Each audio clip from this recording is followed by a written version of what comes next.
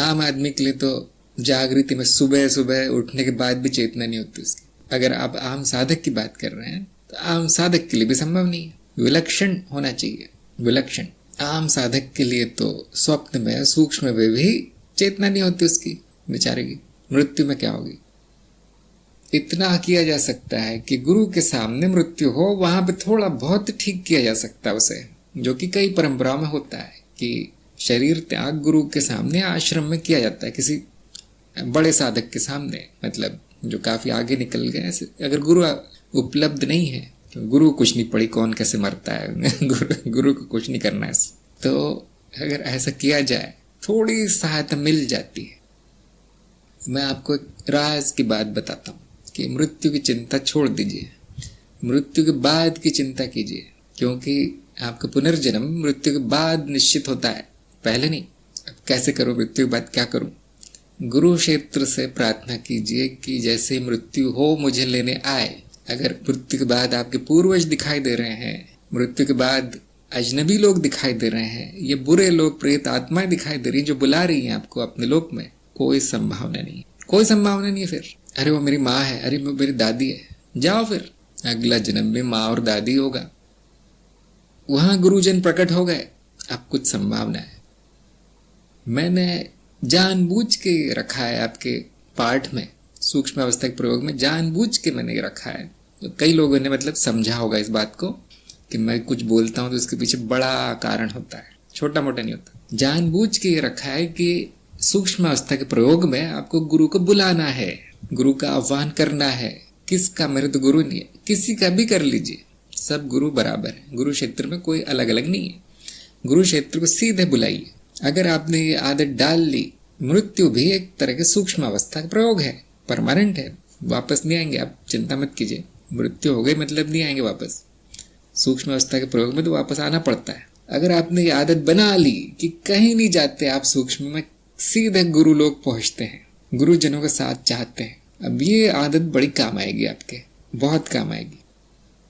जिनको मृत्यु के अनुभव होते हैं, जो वापस आ जाते हैं बेचारे, वो यही बताएंगे कि मुझे तो मेरे परदादा दिखाई दिए, मुझे तो मेरे पूर्वज दिखाई दिए, मुझे तो मेरे कुल देवता दिखाई दिए, ये और वो। अब आप जान सकते हैं उनका कुछ होगा नहीं, न वो साधना करेगा आदमी, न उसकी मुक्ति होगी जन्मों से, न उसको ये समझ में आएगा कि मेरे जन्म नहीं होते, न मृत्यु होती है, कुछ समझ में नहीं आएगा उसके। वो भोगेगा मनुष्यों ने कई बार। अब ये आम आदमी की आम अवस्था है, मोह माया में है, उसको वही दिखाई देता है, मेरी जमीन, मेरा बैंक अकाउंट, मेरा सोना, इतना ही दिखाई देगा उस बेचारे को मृत्यु के बाद।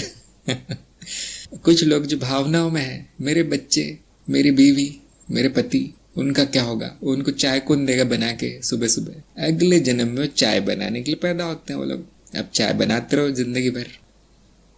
जो आम साधक है उसकी स्थिति थोड़ी सी अच्छी है, उसको या तो देवी देवता या फिर ऊंचे जो पहुंच गए हैं, उठ गए हैं ऊंचे थोड़े से साधक, वो दिखाई देंगे, तांत्रिक दिखाई देंगे, या गुरु दिखाई देंगे उनके कई जन्मों पुराने गुरु है, प्रकट हो जाएंगे वहां कि अच्छा आ गए, बहुत अच्छा रहा सफर, 80 साल जेल काट के आए हो, आ गए, अच्छा चलो अब क्या, कौन सा जन्म चाहिए बताओ। तो थोड़ा बहुत यहाँ पर सहायता मिल सकती है, लेकिन सबके साथ नहीं होगा। जिसने कभी जीवन में गुरु को याद नहीं किया, और जो आ गए हैं सत्संग में, कार्यक्रम में अपने वासना पूर्ति के लिए, उनको कौन गुरु लेने आएगा, उनको कौन गुरु लेने आएगा। जिसने जान लिया है राज कि मैंने क्यों बोला है, सूक्ष्म अवस्था के प्रयोगों में मैंने जो उदाहरण दिए हैं करने के लिए जो कहा है, वो क्यों कहा है, जो ये जान गया, उसमें काफी संभावना है आगे बढ़ने की, सीधे देव योनि होगी उसकी। गुरु क्षेत्र निर्णय लेने दीजिए, आपके लिए सबसे अच्छा क्या है। अगर आपके पीछे, आपके ऊपर कर्मों का बोझ लदा है, वहां जाके बोलते हैं आप नहीं मुझे देव योनि चाहिए, बहुत कम संभावना है, वो तो हंसेंगे, देखो कैसे लोग उठ के चले आते हैं, मरने के बाद भी देव योनि चाहिए। तो गुरु क्षेत्र पर निर्णय छोड़ दीजिए, उनसे बोलिए कि आपको क्या अच्छा लगता है, आप मुझे आज्ञा दीजिए, इतना बोलिए, अब मरने के बाद आपका कल्याण होगा, ये इस बात की गारंटी है।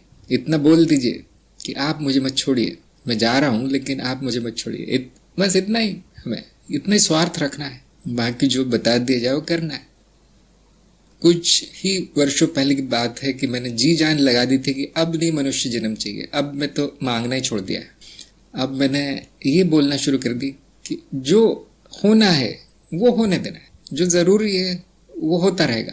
अगर मेरे नसीब में मनुष्य जन्म है, चलो कोई बात नहीं, होने दो। इच्छाओं के पहाड़ है, कोई बात नहीं, वापस आना है। जब इतना समर्पण है तो प्रगति संभव है।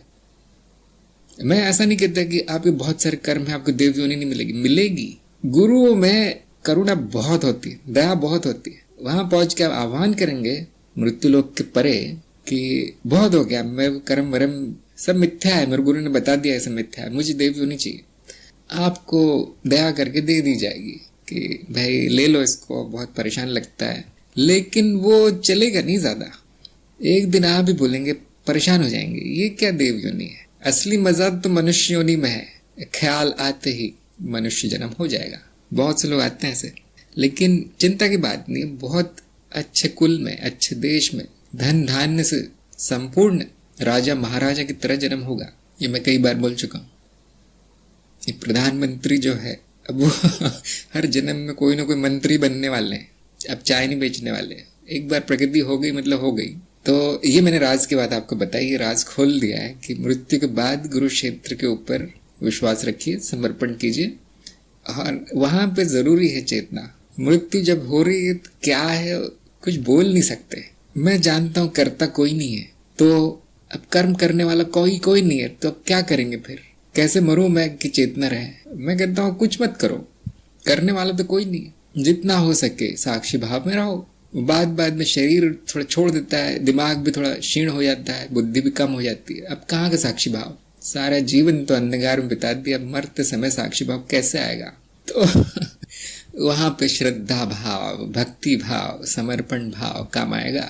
जो भी आपके मन में जो भी चित्र है, मूर्ति है, गुरु क्षेत्र की, भगवान की, ईश्वर की, जो भी नाम देना चाहे याद कर लेना, मरते समय कल्याण होगा।